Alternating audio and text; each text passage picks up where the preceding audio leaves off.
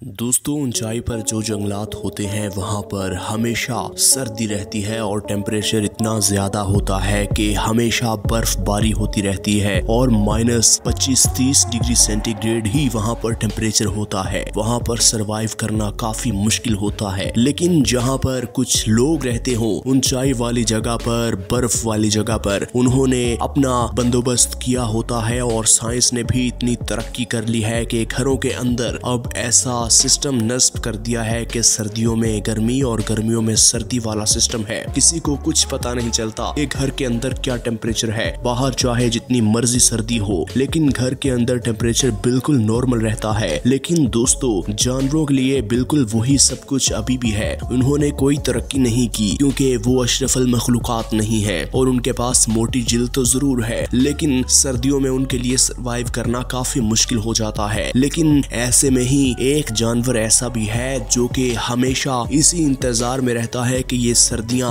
बड़े लंबे अरसे तक चले। जी हाँ, हम बात कर रहे हैं गोल्डन ईगल की। दोस्तों, गोल्डन ईगल इसी इंतजार में रहता है कि सर्दियां तो खत्म होने का नाम ही ना ले, क्योंकि जब ये सरवाइव कर सकता है तो इसे लगता है कि सब सरवाइव कर सकते हैं। लेकिन जब सर्दियों में किसी जानवर को भूख लगती है तो वो शिकार के लिए जैसे ही बाहर निकलता है, उसे शिकार मिले न मिले, इस गोल्डन ईगल को शिकार जरूर मिल जाता है। और दोस्तों, ये गोल्डन ईगल अपनी बर्थ प्लेस को कभी नहीं छोड़ते और ये हमेशा बर्फ वाले इलाकों में रहना इसलिए भी पसंद करते हैं क्योंकि वहाँ टेम्परेचर इतना ज्यादा होता है कि जानवर खुद से सरवाइव नहीं कर पाते और जम जाते हैं और मर जाते हैं। इन्हें हवा में उड़ते हुए ज्यादा बुलंदी पर भी नहीं उड़ना पड़ता, क्योंकि जमीन पर रहते हुए ही इन्हें इधर उधर कहीं ना कहीं कोई ना कोई जानवर मिल जाता है जो कि बर्फ में बिल्कुल धंस चुका होता है और मरने ही वाला होता है। ये इस बात का भरपूर फायदा उठाते हुए उसे चीर फाड़ देते हैं। दोस्तों, न सिर्फ गोल्डन ईगल बल्कि और भी बहुत से ऐसे जानवर हैं जो इस सर्दी का भरपूर फायदा उठाते हैं। दोस्तों, गोल्डन ईगल की अगर बात की जाए तो ये गैर समाजी है। ये ज्यादा सोशल नहीं है और ये अकेला रहना पसंद करता है। झुंड में बहुत कम रहता है क्योंकि इसे अपने आप पर मान होता है कि मैं अकेला ही काफी हूँ। और दोस्तों, इसका मिलाप का वक्त भी सर्दियां ही है और अक्सर ये भी देखा गया है कि ये मादा और नर मिल के बैठते हैं और दरख्तों पर ही अपने घोंसले बना लेते हैं क्योंकि यहाँ पर इन्हें किसी जानवर का खौफ नहीं होता।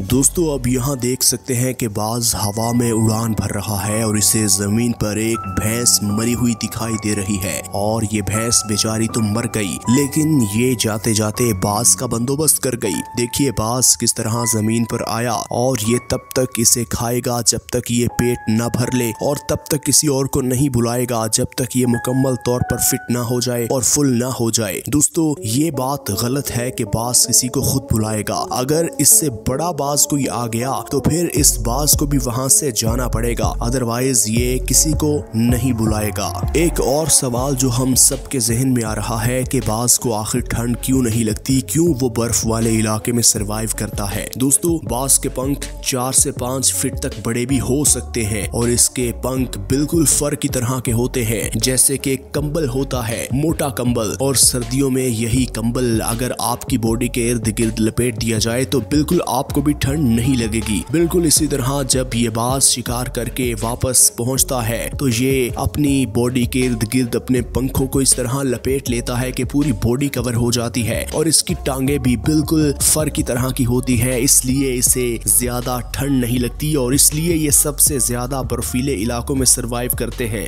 दोस्तों, वीडियो में आगे बढ़ते हुए हम आपको बताते हैं कि हमेशा वक्त एक तरह का नहीं रहता। अगर सर्दियां हैं तो गर्मियां भी आनी है और अगर गर्मियां हैं तो सर्दियां भी आनी है। और कुछ जगहों पर फूल, घास इस तरह के होते हैं जो कि बर्फ की वजह से काफी हद तक खराब हो जाते हैं, लेकिन कुछ जगह ऐसी भी है जहां बिल्कुल चीजें खराब नहीं होती और ये हिरन बेचारे झुंड में रहते हुए कमजोर हो चुके होते हैं क्योंकि इन्हें वक्त पर खाना नहीं मिला होता। तो ये सबसे पहले कोशिश करते हैं कि ऐसे घास फूस को खाकर अपने आप को सरवाइव करवाया जाए। दोस्तों, ये इनके लिए तो अच्छा मौसम है, लेकिन बाज के लिए अच्छा मौसम नहीं है। ऐसे मौसम में बाज को फिर अपने घोंसलों की तरफ पलटना पड़ता है, क्योंकि वहाँ पर इन्हें एक तो शिकार मिल जाता है और अगर इन्होंने अंडे देने हो तो इनके घोंसले भी पहाड़ों की चोटियों पर होते हैं, तो इसलिए इन्हें गर्मियों में वापस अपने घोंसलों के पास जाना पड़ता है। दोस्तों, जब ये अंडे देते हैं, उनके बच्चे होते हैं, तो बच्चों को अगर पेट पालना है तो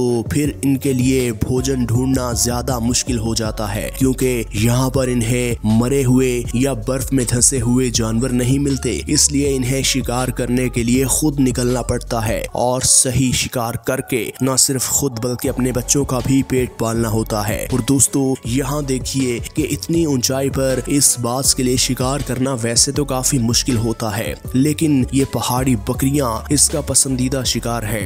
वैसे तो दोस्तों, पहाड़ी बकरियों का वजन 30 से 40 किलो होता है, लेकिन वही बाज का वजन 5 से 15 किलोग्राम के दरमियान होता है। और ये ऐसे ही है जैसे कोई शेर एक बड़े हिप्पो का शिकार करे। दोस्तों, आप सोच रहे होंगे कि ऐसा कैसे मुमकिन है कि बाज कैसे इतनी बड़ी बकरी को निशाना बना लेगा। तो चलिए आपको दिखाते हैं। दोस्तों, बाज उड़ सकता है, बकरियां नहीं उड़ सकती। और पहाड़ों पर आपको मालूम है कि बैलेंस बरकरार रखना काफी मुश्किल होता है। बाज का तरीका वारदात ये है कि ये 300 किलोमीटर फी घंटा की रफ्तार से उड़ता हुआ आता है और बकरी को इस तरह पकड़ता है कि वो अपना बैलेंस मेंटेन नहीं कर पाती और वो लड़खड़ाती हुई पहाड़ से नीचे को गिरती है। और जैसे ही वो नीचे को गिरती है तो उसकी हड्डियां टूट जाती हैं। उसको बिल्कुल आसरा नहीं रहता, उसको बिल्कुल सहारा नहीं रहता अपनी बॉडी का। तो फिर वो लड़खड़ाती हुई जैसे ही उठती है तो बाज उस मौके का भरपूर फायदा उठाते हुए उनको वहीं पर दबोच लेता है। और क्योंकि वो इतनी जख्मी हो चुकी होती हैं कि वो अपना दिफा भी नहीं कर पाती, इसलिए थोड़ी ही देर लगती है, वो इस बाज का निशाना बन जाती हैं और पल भर में बाज उन्हें चीर फाड़ देता है।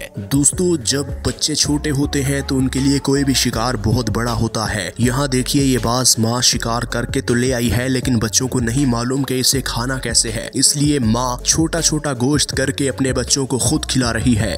दोस्तों, कहीं कहीं कहा जाता है कि बाज अपने बच्चों को उठाकर हवा में ले जाते हैं और काफी ज्यादा बुलंदी पर उन्हें छोड़ देते हैं। जब वो जमीन की तरफ गिरते हैं तो वो फड़फड़ाते हैं, अपने पंख खोलते हैं, इस तरह वो उड़ना सीखते हैं। दोस्तों, आपको क्या लगता है ये कितना मुश्किल काम है? आपने हमें कमेंट करके जरूर बताना है। दोस्तों, ये बात सही है कि छोटे बच्चे अपने माँ बाप के अलावा सरवाइव नहीं कर सकते, लेकिन ये बात भी हकीकत है कि बच्चे जब बड़े हो जाते हैं तो फिर वो वापस अपने घोंसलों का रुख नहीं करते। वो जंगल में अपनी एक फीमेल पार्टनर बनाते हैं और कहीं ऊंचाई वाली जगह पर जाकर खुद अपना बसेरा बना लेते हैं और फिर अपनी फैमिली बना लेते हैं। और दोस्तों, यही जंगल का कानून है कि जिस पर जिसका जोर चलता है वो उसको नहीं छोड़ता। और दोस्तों, ये थी आज की कहानी। हम उम्मीद करते हैं कि आपको अच्छी लगी होगी। इसी तरह की मजीद वीडियोस देखने के लिए अगर आपने हमारे चैनल को अभी तक सब्सक्राइब नहीं किया तो हमारे चैनल को सब्सक्राइब कर दें और बेल आइकन को प्रेस करना मत भूलिएगा।